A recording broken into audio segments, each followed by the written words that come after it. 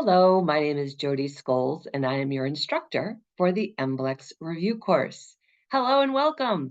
Today we are talking about pathology.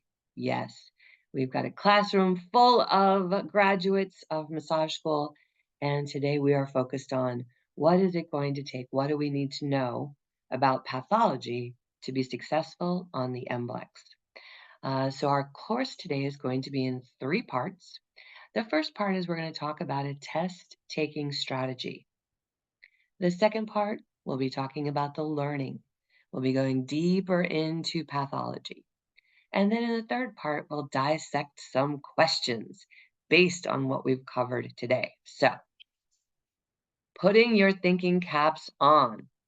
Let's get started with a test-taking strategy. Why do we bother?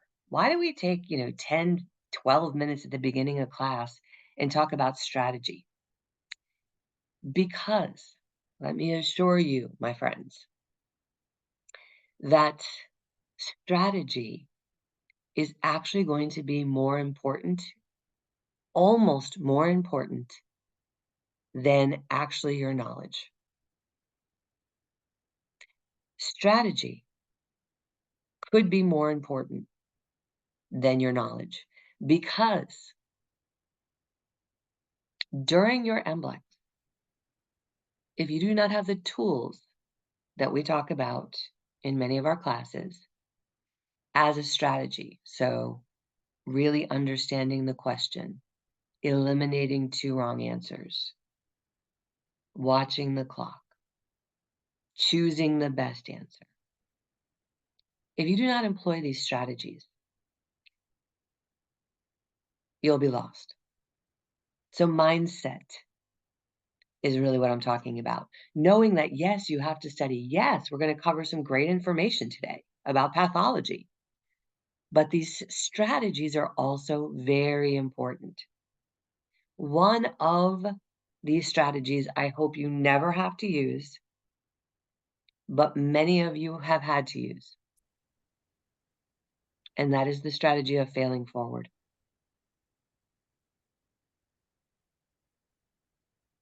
If you have had to deal with the mindset of failing the MBLEx, I am here for you. I am here to tell you that you did not fail. You did not receive a passing score, but you failed forward. And it's really important to give yourself permission to fail forward, to have the experience of the MBLEx. And it just happened this morning to one of our community, one of our graduates, where she took the test this morning at 8 a.m. and about 10:30, I got the note. She was not successful. And for all of us, we can relate, right? For many of us, we can relate. Many of us have taken the MBLEx and not had a successful result. It's part of the reason that you're here. But what makes a difference is how you think about it. No big deal. Yes, there's disappointment. Yes, there's frustration. Yes, there's even sometimes annoyance because it's $265. Ugh, that annoys me. But aside from all of that, know that this journey is perfect for you. And what this graduate said to me in a message this morning was, well, I guess I've got a little bit more to learn. I failed forward. Yes, yes, and yes. And you will be successful. I promise. If you hang in there, you will be successful. In fact, as I thought about sharing this failing forward concept with you today, I wanted to refer to American baseball. How many of you know about American baseball? You've heard of it, right? American baseball has 9 innings. And every time We have these amazingly talented athletes, rock star athletes. They're in Major League Baseball. They had to be the best in their school, the best in their college, and then they still had to be even better to get to Major League Baseball. And then make some money, right? But Major League Baseball has 9 innings. And any given baseball player can get up to bat, take their bat, and swing. And you know what? Sometimes they miss. Sometimes they strike out. Sometimes they hit the ball, but the other player catches it, and they don't get to get on base. You know what? They're disappointed. They're frustrated. They're even annoyed, but they know that they've got another up. They may get up again that inning, but they know they're going to get up again the next inning. They'll have another chance. And that's how I'd like you to think of the MBLEx. If you've taken the MBLEx once, twice, 5 times, so far the record is 7. 7 times. Just know you're going to get another chance. That's not the end of the story. It's just one more chapter in your story. And just like that baseball player is looking forward to the next inning, once you feel that feeling, and I'm fully expecting you to feel the feelings that you may have if you fail forward, but just know you've got another up coming right up. I mean, you've got another shot at this. So, and the tenacity, the fire in the belly, the determination, the consistency, that's what makes the difference. You know, in Major League Baseball, there's a famous player. His name is Babe Ruth. He's a big guy, Babe Ruth. And he was known, man, as the home run hitter. He would get up to the mound, and people would be like, "Uh-oh, Babe Ruth, he's gonna smack this ball." And Babe Ruth was an amazing home run hitter. But you know what else? What other record he held? If they would have looked at his home runs versus his strikeouts, he could have been the strikeout king. It was only about 35% of the time that Babe Ruth got on base. Never mind hit a home run. 3 out of 10 times. That means 7 out of 10 times he didn't make it on base. And yet, what do we know Babe Ruth for? His accomplishments. And likewise, I share with you that whenever it is that you pass the MBLEx, that's all you're going to be known for, is being a licensed massage therapist. So, again, permission to fail forward, and permission to see that experience in a different way. You ready to do some learning? Okay. Good. Creations as well.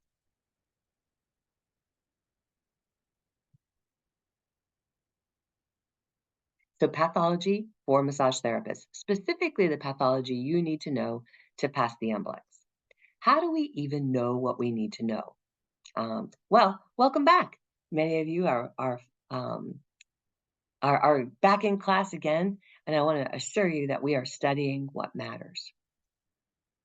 So, how do we even know what we need to study? This particular slide is taken from the Federation of State Massage Therapy Boards, the FSMTB, where you register for your MBLEx. And this is what they say about pathology. That's all they say. Five bullet points. They do tell us that 14 questions of your MBLEx will be on pathology. And then they say, here's what you need to know. Know an overview of pathologies. A list would have been nice. So know your contraindications. Know about special populations. And special populations is what we cover in client assessment as well in our online lectures, in the fuller, deeper dive lectures. You'll also want to know about areas of caution. So we cover that in anatomy.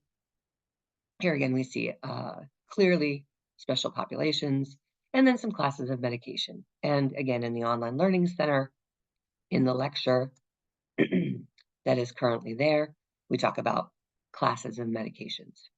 But let's take a look at what we learned in massage school.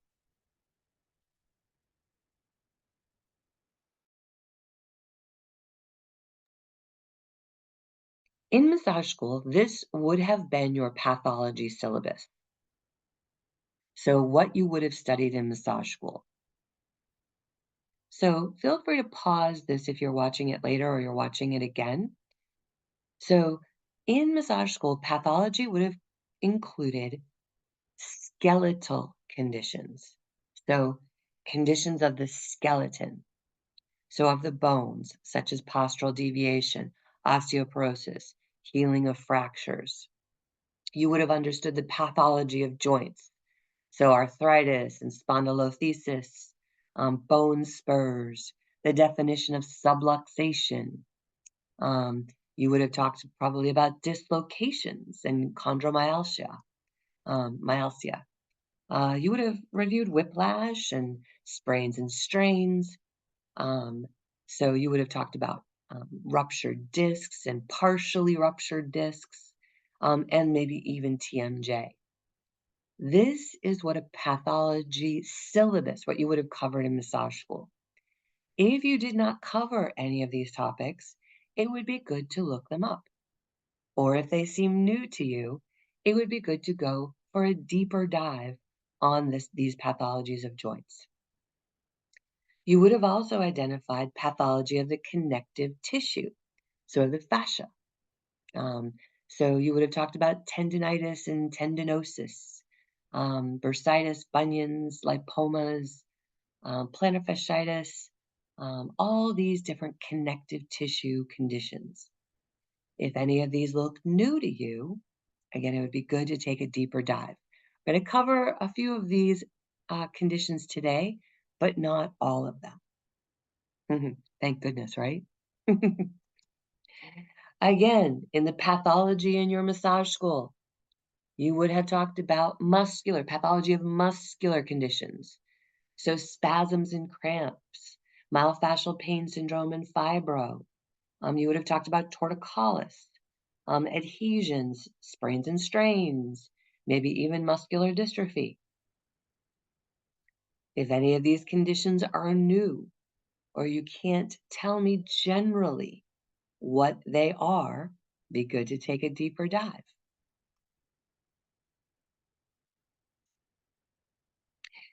In the pathology lectures, you will have also been asked to be familiar with mental disorders. So just the names of these mental health conditions. And really, we're getting away from using the word disorders, even though it's here in our slide. We're looking at shifting that to injuries or mental health concerns. A very nice term to use with your clients is mental health concerns. So anxiety disorders, personality disorders, schizophrenia, and really whether these are general contraindications for treatment. So in pathology, we could also spend time looking at these 11 disorders of the gastrointestinal tract. And these are conditions of the belly, of the intestines, of the colon, so diverticulitis and diverticulosis, Crohn's, IBS, hiatal hernia, ulcers, colitis, Someone might be lactose intolerant, so intolerance of milk or dairy products. They may have constipation, appendicitis, polyps or colon cancer. If any of these topics you're not familiar with, or can't tell me in general what these are, it would be good to take a deeper dive. So that is an overview of what in school you may have been exposed to. We are going to hone in on a few specific areas today to remind you and to become familiar with things you may not have seen in a while. So what are we going to cover? Well, today we're going to start with disorders of the tendon, so pathologies of tendons. So these are tendons that are injured, tendons that are inflamed, tendons that are not working well. And as a reminder, tendons connect muscles to bones, whereas ligaments connect bones to bones. So we're going to focus on tendon disorders. So here are a few examples: Achilles tendonitis, tennis elbow, golfer's elbow, and then we're going to take a look at tendonitis versus tendinosis. All right, we're going to get specific now. You ready? All right, where is Achilles tendonitis? Where is it? Can you touch it? If you are sitting, you could put your ankle on your knee. We call that the +4. So if your ankle is on your knee, touch your Achilles tendon. Touch your Achilles tendon. Yes, good. A great test for your Achilles tendon is the pinch test.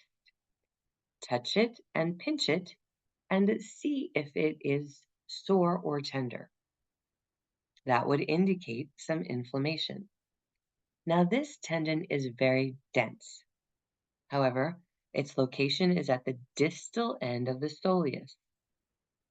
You can pinch it to test it on yourself, but you'll see here's the gastroc. Underneath the gastroc is the soleus, and the soleus turns into the Achilles tendon.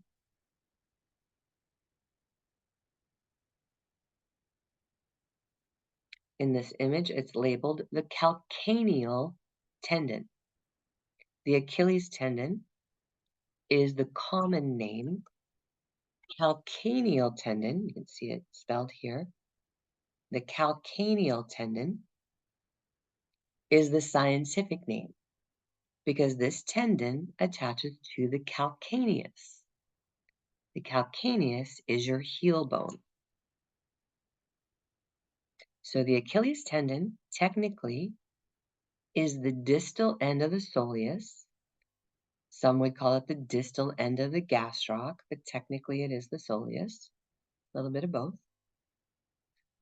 But if you're asked, pick soleus.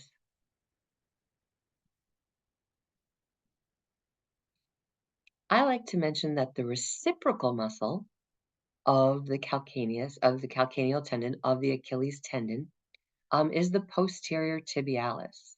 And if you have, again, your ankle is on your knee, go ahead and find your tibia.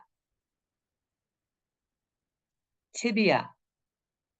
So find your shin bone. Yes. Put your fingers right on that shin bone. Now, bring your fingers toward your body medially and feel where that bone ends. Sink in right behind the tibia. You may choose to use your thumb versus your fingers because you can kind of hook it. So hook it behind the, yeah, there it is, right? So hook with your thumb behind your tibia bone. Follow it all the way down. See if it's tender. You are palpating your tibialis posterior. And in the past, we've talked about reciprocal muscle groups and how it's nice to work both the muscle that's sore and its reciprocal, so hamstrings and quadriceps, triceps and biceps. I like to give you that the reciprocal muscle of the soleus is the posterior tibialis. And now you know where to find it. Right here, along this little angle, the medial aspect, medial angle of the tibia. Lovely. All right, moving along. Tennis elbow.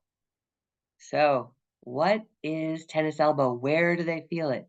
Yes, it's a result of maybe playing tennis, but it has a scientific name as well. So, where do people feel tennis elbow? Take a peek. The scientific name for tennis elbow is lateral epicondylitis.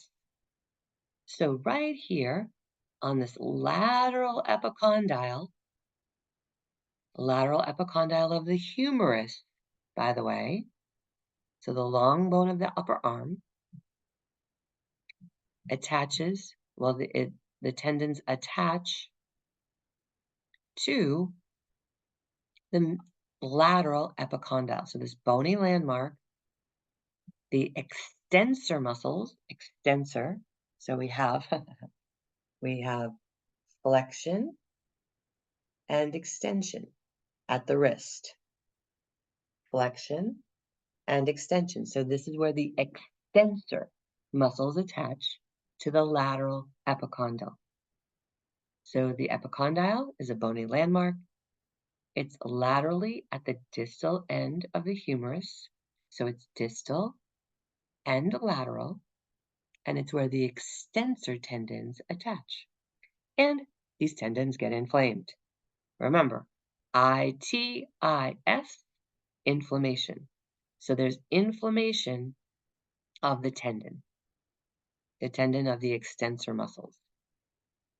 Now, by comparison to golfer's elbow, which we'll do in just a minute, again, the tennis elbow affects that lateral epicondyle.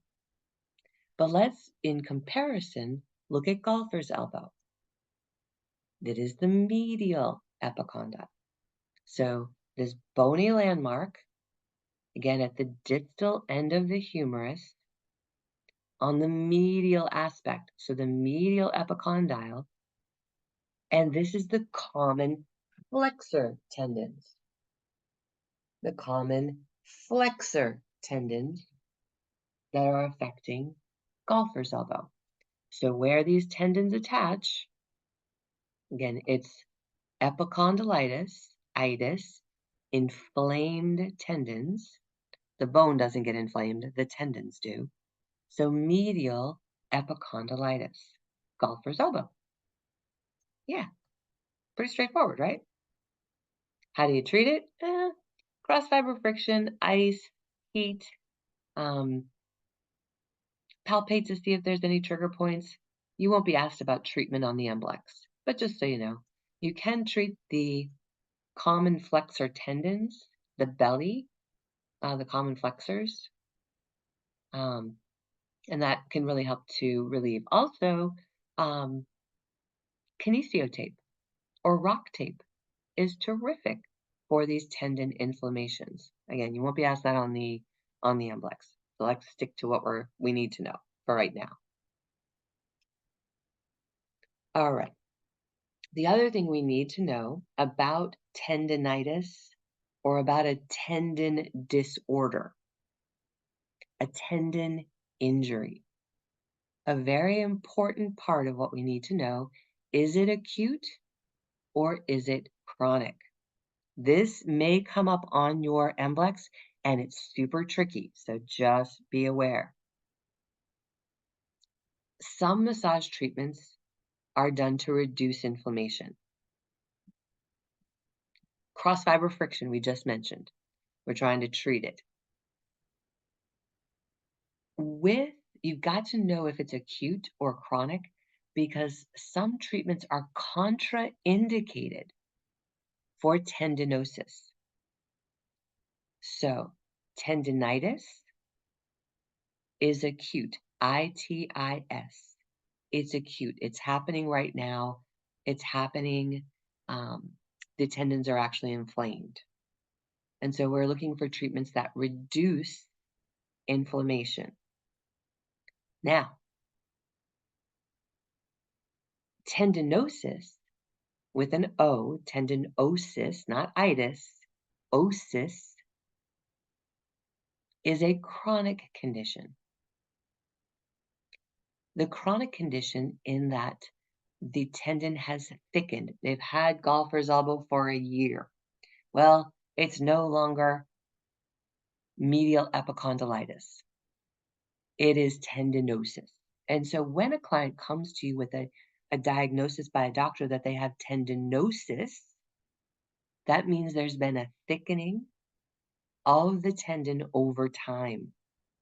It's a chronic condition. So we do need to know if this condition is acute, tendinitis, or chronic, tendinosis, because we treat it differently. And that's the important part that you'll need to know for the MBLEx. Now, the treatment for tendinosis can be NSAIDs, non-steroidal anti-inflammatory drugs, because those sometimes will inhibit collagen repair. Again, you won't need to know this level of detail for the MBLEx, but I just wanted to point out that the treatment of tendinitis and tendinosis are different. So we ask if the condition is acute or chronic. And again, to define acute, just happened, pretty recent, last 4 to 6 to 8 weeks, it's been a problem. It's fairly new. Chronic, it comes and goes. It's been a long-term problem. It's not new. All right. Apparently, we're going to go into a little bit more on tendinitis and tendinosis. All right. When you think of tendinitis, you can think of inflammation. But as it turns out, tendinosis is a lot more common because of the long-term nature of tendinosis.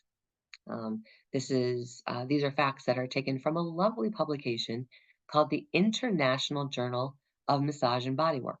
The IJMB, it's the International Journal of Therapeutic Massage and Bodywork, sorry. So it's the IJTMB. Yeah, IJTMB. If you love research, that is where to go. But we've already talked about the difference between tendinitis and tendinosis, so we're going to move on. Again, inflammation of the tendon. Apparently my slides were a little out of order, sorry. The itis are micro tears. The micro tears in the tendon create the inflammation, but again, inflammation. And tendinosis, again, is chronic. It's a degeneration of the collagen in the tendon. It's sometimes a thickening of the tendon. And so this can be from sports. It can also be from small repetitive movements that, again, over time. So like it says, clicking a mouse. So just know that acute versus chronic. So chronic with an O, right? Chronic with an O, tendinosis. Yeah, so tendinosis.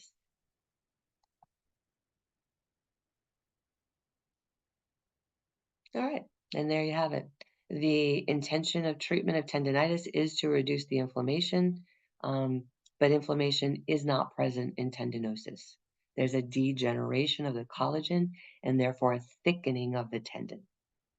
And it does kind of lend itself to a vulnerability to tearing in the future, but we're not going to affirm that for anyone. And you won't need to know that level of detail for the MBLEx. So, like we said, the purpose of the treatment for tendinitis is to reduce the inflammation. The purpose of the treatment for tendinosis is to break the cycle of injury. And that's why we introduce NSAIDs. So NSAIDs, such as aspirin, Motrin, ibuprofen, those NSAIDs, the non-steroidal anti-inflammatory drugs, interrupt the pain cycle. And that is sometimes what the body needs to heal. Very much the theory behind taking an aspirin for a headache.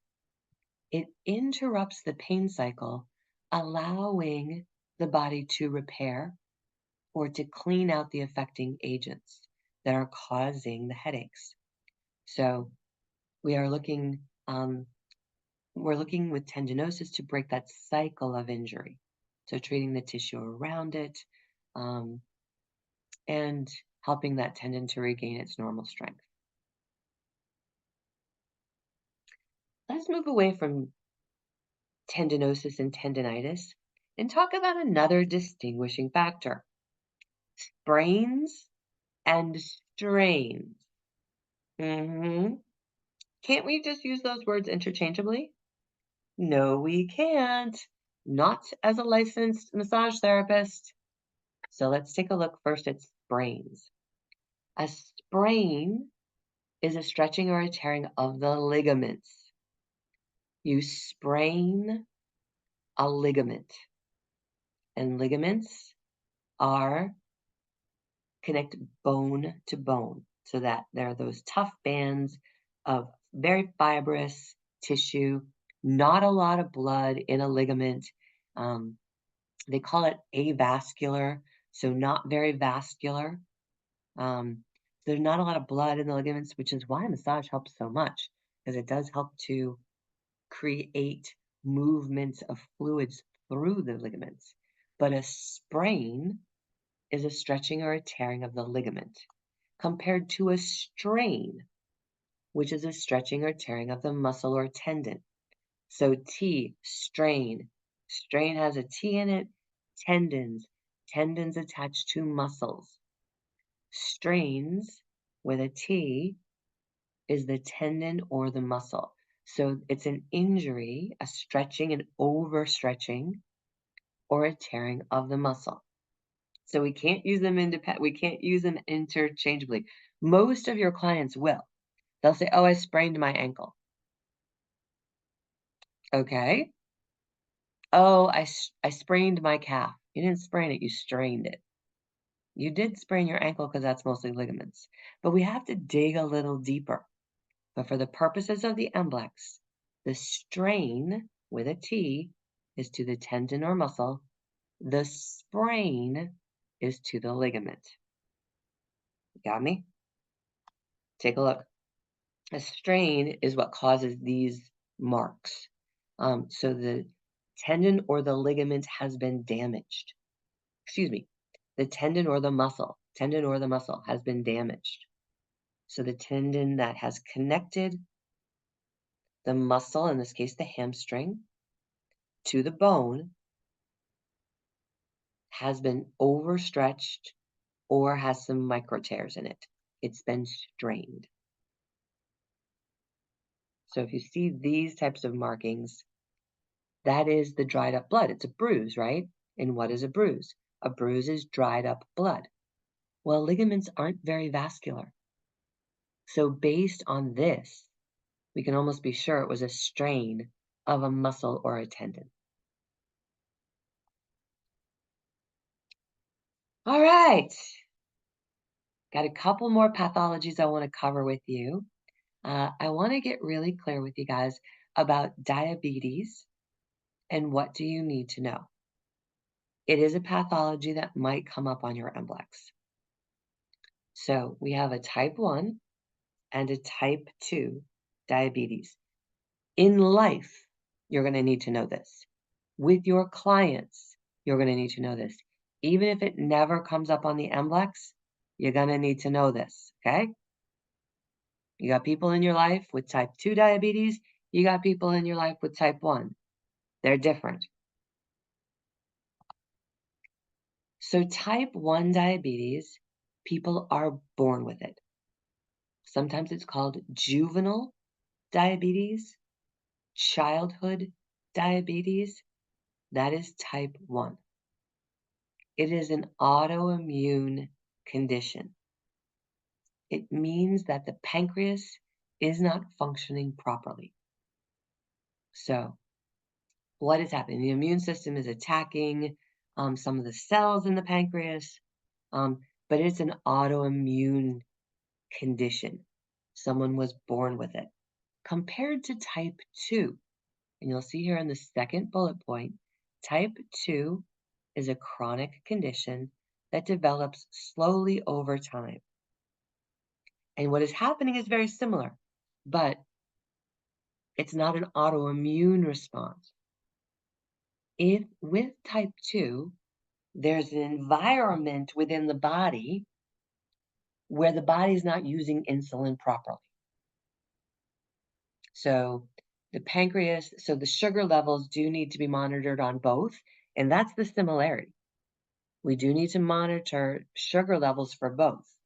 But in type 1, you're born with it, and there's something malfunctioning in the body. In type 2, it's been acquired by lifestyle choices. And take a look. So there's a genetic and environmental factors that lead to type 2 diabetes. There are two things that are happening with type 2 diabetes. Someone is either insulin resistant, where the insulin that's being produced is not being well utilized, or there's been a dysfunction of the pancreas. The pancreas has finally said, you know what? You never use my insulin. You never use it anyhow. And let me give you an example. So artificial sweeteners. We have been told by multiple streams of advertising, not by doctors. We have been convinced that artificial sugar is better than regular sugar. That was a concern for weight loss, right? We're not going to use real sugar because real sugar makes us fat. It doesn't, but artificial sugar sweeteners are going to be so much better for you. Oh, please drink the 1-calorie beverage. Please drink the iced tea with artificial sweeteners. Here's the problem, guys and gals, with artificial sweeteners. It tricks your pancreas. Artificial sweeteners aren't digested by insulin. They're not processed with insulin. They go through a different process. Sugar, real sugar, white cane sugar, brown sugar, honey, stevia, natural sugar is processed by insulin.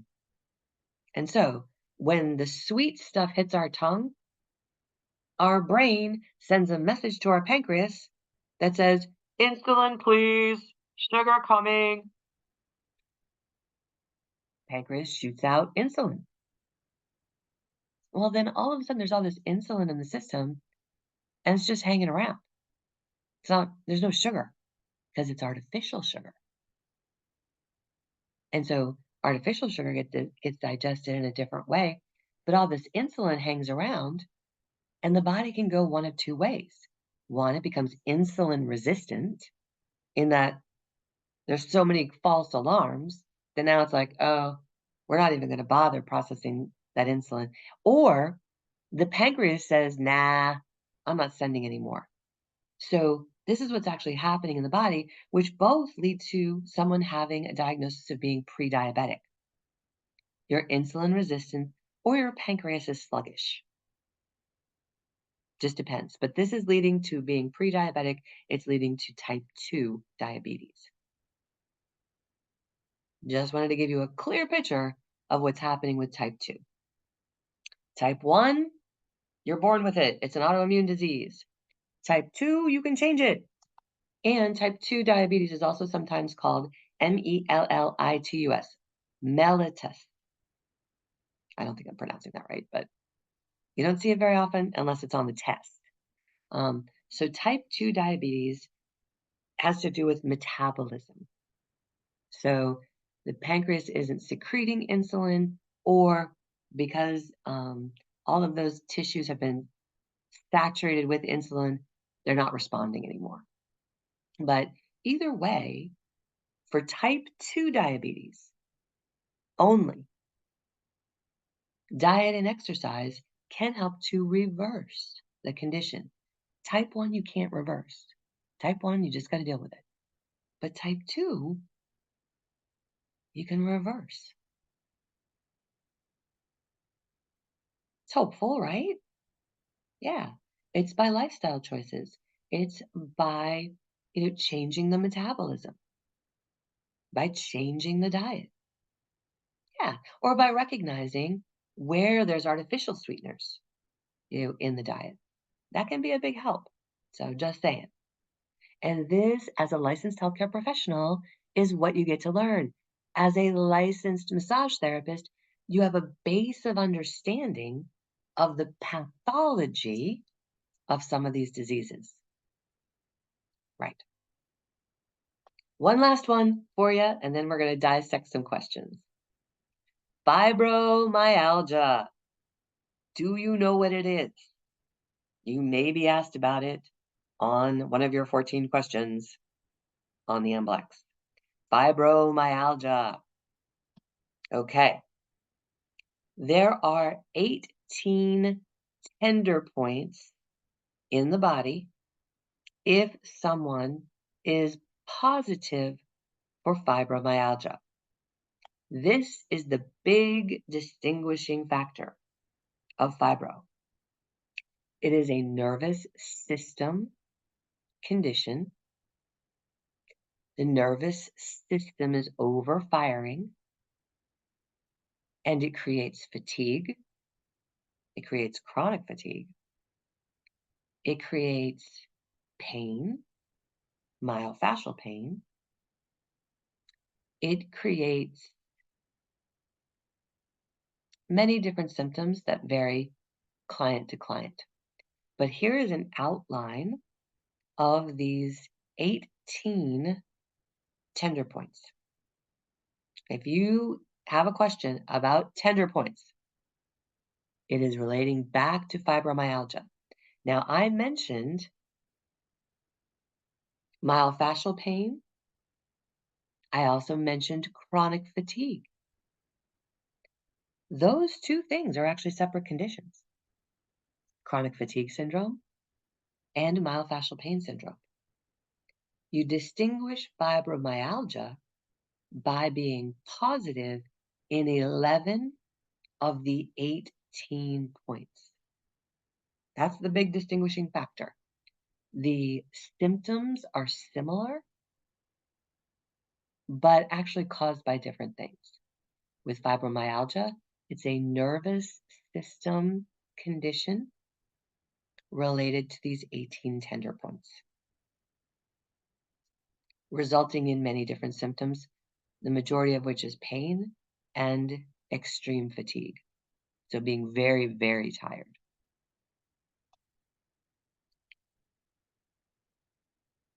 Right. So when a person is diagnosed with fibromyalgia, the pain and the sensitivity is amplified. It's bigger. So it's a bigger amount of sensitivity, a bigger amount of pain associated with these tender points. So, because I can touch your elbow, your lateral epicondyle, and if you have tennis elbow, it'll be sensitive. That's why it's 11 out of the 18 points. It's a generalized condition. Some doctors are calling it an autoimmune disorder. Depending on what you see on the MBLEx, just be aware that this autoimmune or nervous system disorder is associated with those tender points.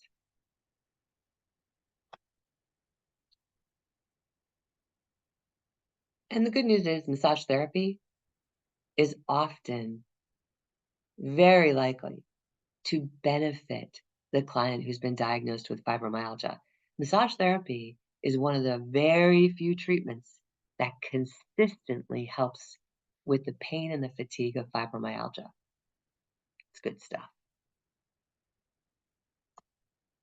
Oh, so before we dissect some questions, I want to make you aware that with this recording, when we post it, I will also post the documents that cover medical terminology. Uh, and those documents, I couldn't put all of the words in our slides because we'd be here until 3 o'clock, or we'd be here for the next 2 hours. But here's a sample.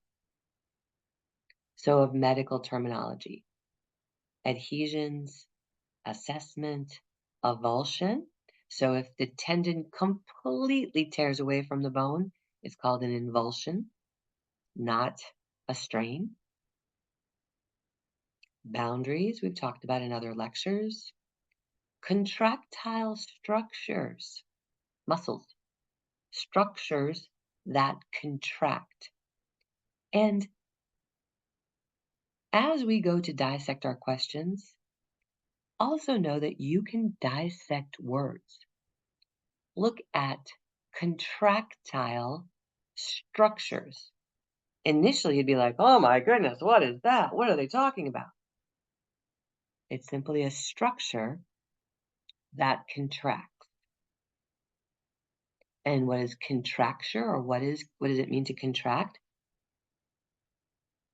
So these are structures, connective tissue, muscles, tendons that have the ability to get shorter and longer. They support, usually they're supporting joints, but they occur all over the body. Contraindication, there are general and specific contraindications, sometimes called general or local contraindications. Crepitus, that's actually a real word. It's the crunchy stuff. The crunchy stuff in the cervicals, the crunchy stuff in the feet. Crepitus. Edema, effect. These are just a few of the terms I wanted that'll be a part of the document that is attached to this recording when it's posted later today. All right. Time for some dissecting of questions. All right. Take a breath. Ready to dissect some questions. It's a new part of your brain. You were just learn. You were just taking it in. Now it's time to come out.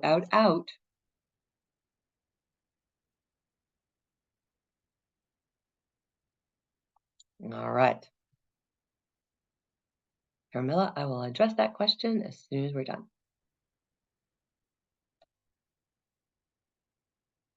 What is the difference between golfer's elbow and tennis elbow?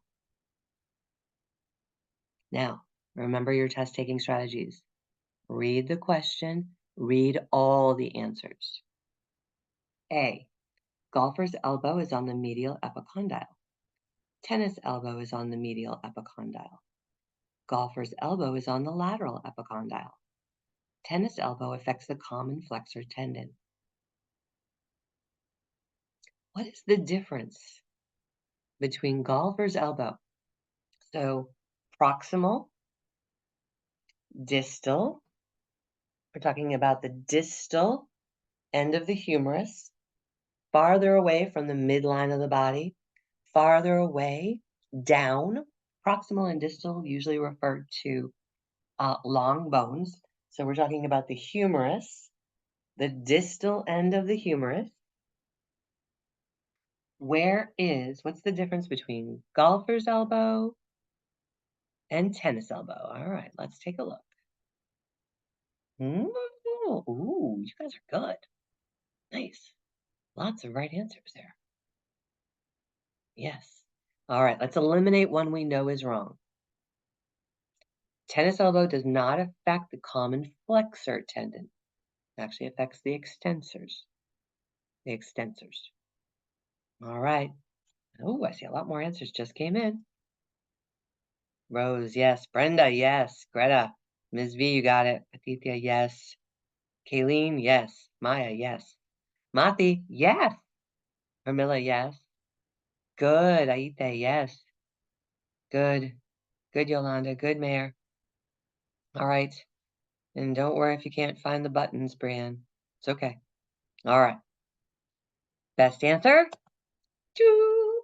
Golfer's elbow is on the medial epicondyle. And these are the building blocks, you guys. Yes, this was an easier question. It's not as hard as what you see on the practice exams in the online learning center, right? But these are the building blocks you gotta know to get to the next stage of answering. So good job. All right, next question. What is tendinosis? A, an acute condition of the tendon. B, a chronic condition of the tendon. C, an infection of the area, a local contraindication. D, a general contraindication for treatment. So I'm going to read the question again. What is tendinosis? An acute condition of the tendon. B, a chronic condition of the tendon. C, an infection of the area, a local contraindication. And D, a general contraindication for treatment. Well, let's get rid of one we know is wrong, shall we?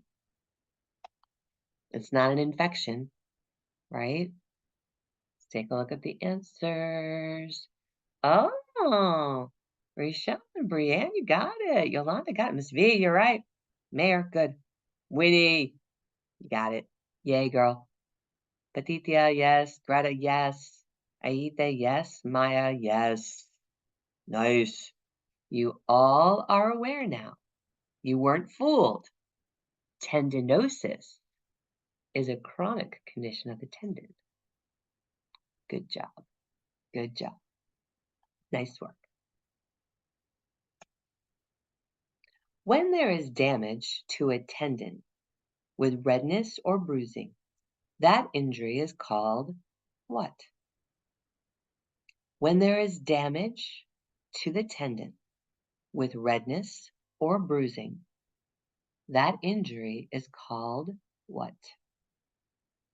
A, a contusion. B, an abrasion. C, a sprain. D, a strain. Where there is damage to the tendon with redness or bruising, that injury is called what? Well, let's get rid of one wrong answer, because we know it's not an abrasion, right? An abrasion is a scrape. It's an abrasion is that road rash. It's sometimes abrasion is a scratch, something to do with the skin. All right, best answer. I'm gonna see. Good, Yolanda. Yes, Greta. Yes, Mayor. Aita. Yes, Maya. Yes, Mati. Yes. Brienne got it. Brenda got it. Rose got it. Winnie got it. Oh, Miss V picked one. And yes, you picked the best answer. You did pick the best answer, but you put the other one too. So, Hermila got it. Yep. Good. Best answer, strain. So, there's a bruise that could be called a contusion, right? But you were not distracted. You got the best answer, which is there's damage to the tendon with redness or bruising. So if there is bruising, that could be called a contusion. But in this case, the best answer, letter D.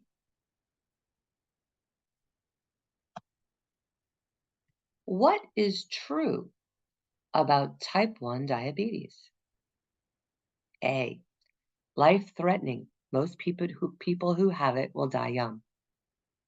B. Controlled by diet and exercise. C. You're born with it. D. You acquire it at a later time in life. What is true about type 1 diabetes? See lots of answers coming in. Let's get rid of one wrong answer. Type 1 diabetes is not always life-threatening. Can it be if it's not treated? Absolutely. So can type 2. But it's not always life-threatening. All right, let's take a look at our answers. Ooh, Rose jumped in. Greta, good. Mayor, yes. Rashawn, yes. Brienne, yes. Ms. V, yes. JJ got one, yeah. Aithe, you got it. Yep. Yolanda, good. Maya, good. Patithia, yes. Winnie, yes. Brenda, yes. Mati, good. Ayana, yes. Pramila, yes. All right. Best answer, in this case, letter C, indeed. Out of all of these answers, the best answer that is true about type 1 is that you are born with it. Compared to letter D, which is describing type 2 diabetes. You acquire that later in life. Next question. A pathology of the nervous system affecting 11 out of 18 points in the body is called what? A. Myofascial pain syndrome. B. Fibromyalgia. C. Diabetes. D. Chronic fatigue syndrome. All right, let's get rid of one we know is wrong. We know it's not diabetes. A pathology of the nervous system affecting 11 out of 18 points in the body is called what? Ooh, JJ jumps right in. Yolanda got it.